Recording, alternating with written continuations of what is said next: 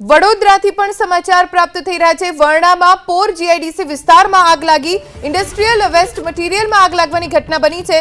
Fire વિભાગને જાણકારી મળી એટલે તાત્કાલિક સ્થળે પહોંચ્યા અને સતત આગ ઉપર કાબુ મેળવવાના પ્રયત્ન શરૂ કર્યા।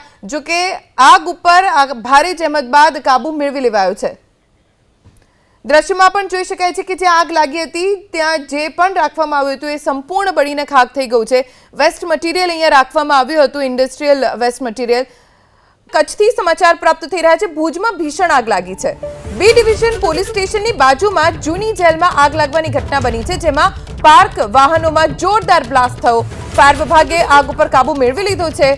આગની ઘટનાનું કારણ હજી સુધી જાણવા નથી મળ્યું। દ્રશ્યો આપ જોઈ શકો છો એબીપી અસ્મિતાની સ્ક્રીન ઉપર। જ્યારે આગ લાગી એ વખતના દ્રશ્યો, કેટલે દૂરથી કાળો ધુમાડો જોઈ શકાતો હતો અને આગ બુઝાવ્યા પછીના દ્રશ્યો આપ જોઈ શકો છો, જેમાં પોલીસ સ્ટેશનમાં પાર્ક વાહનો સંપૂર્ણ બળીને ખાખ થઈ ગયા છે। કેટલાય વાહનો બળી ગયા છે આ આગ લાગવાની ઘટનામાં।